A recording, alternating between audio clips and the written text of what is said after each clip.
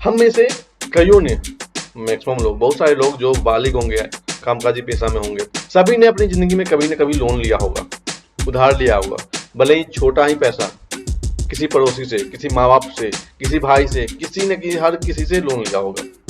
ये तो आप सब जानते हैं। तो मैं आपको बताने जा रहा हूँ, अगर हम लोन लेते हैं, अगर किसी से, अड़ोसी पड़ोसी, भाई बंधु से, तो हम अगर लोन लेने के बाद लोन लेने वाला अगर मर जाता है, तो हम अगर अड़ोसी पड़ोसी, भाई बंधु से लेते हैं, तो उसका लोन तो मरने वाले के परिजन को ही चुकाना पड़ता है। गांव में, घर में, शहर में हम अगर किसी से लेते हैं, जान पहचान वाले से लोन लेते हैं, पैसा लेते हैं, तो हमारे घर वाले को ही चुकाना पड़ता है, जो अगर लोन लेने वाला अगर मर जाता है। लेकिन हम आपको बता रहे हैं, अगर बैंक से कोई लोन लेता है, कि अगर कोई बैंक से लोन लेता है तो उसका पैसा कौन चुकाएगा। लोन भी कई तरह के होते हैं।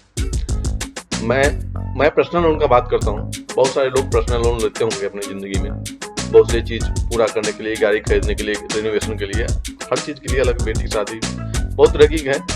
पर्सनल लोन अनसिक्योर लोन होती है। अगर पर्सनल लोन लेके कोई व्यक्ति, किसी व्यक्ति के साथ मिसहैपनिंग हो जाती है, अगर बस लोन लेके कोई मर जाता है, तो बैंक उसके परिजन को, उसके बेटे को या उसके घर वाले को कुछ नहीं कह सकता, क्योंकि वो पर्सनल लोन था, वो अनसिक्योर लोन था, जिसने लिया उसके ऊपर था। अगर वो गुजर गया है तो बैंक आपके घर वाले को कोई कुछ नहीं कह सकता। अगर कहता है तो उस पर कंप्लेन आप कर सकते हैं। दूसरा, क्रेडिट कार्ड। मैक्सिमम लोग, बहुत सारे लोग क्रेडिट कार्ड यूज करते हैं। क्रेडिट कार्ड भी अनसिक्योर लोन है। अगर क्रेडिट कार्ड से भी अगर किसी ने शॉपिंग किया हुआ है, किसी ने लोन लिया हुआ है और उसके साथ मिसहैपनिंग हो जाती है, तो उस क्रेडिट कार्ड का बिल कोई नहीं चुकाएगा। और क्रेडिट कार्ड वाले आपको कॉल करने की, आपके रिश्तेदार ने क्रेडिट कार्ड यूज किया था, उससे 5 लाख, 6 लाख या 2 लाख की शॉपिंग किया, यूज किया, वो पैसा बचा हुआ है, आपको चुकाना पड़ेगा। तो आप डंडे लेके उसे मार के हो गए, कंप्लेन करें कि वो अनसिक्योर लोन है, आपने उनको दिया, वो चले गए, आपका लोन चला गया। में लोन लेने वाले के रिश्तेदार की कोई जिम्मेदारी नहीं है। तो ये ध्यान रखें, आपके लिए इंपॉर्टेंट जानकारी है। दूसरा, बिजनेस लोन।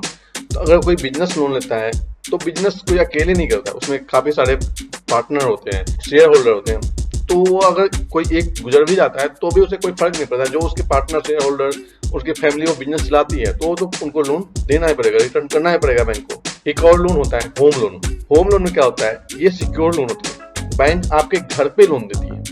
अगर आपके साथ कुछ मिसहैपनिंग होती है तो बैंक उस घर को बेच के अपना पैसा निकाल लेगी, और जो एक्स्ट्रा पैसा होगा वो उसके घर वालों को दे देंगे। होम लोन लेते समय अपना इंश्योरेंस जरूर करवाते हैं, और करवाना भी चाहिए कि आपके साथ कुछ हो तो बैंक का पैसा उस इंश्योरेंस से चला जाए और आपकी प्रॉपर्टी को कुछ न हो, और आपकी फैमिली वाले को कोई प्रॉब्लम ना हो। तो आपको आज लोन के बारे में काफी सारी चीजें, बात क्लियर हो गई होगी।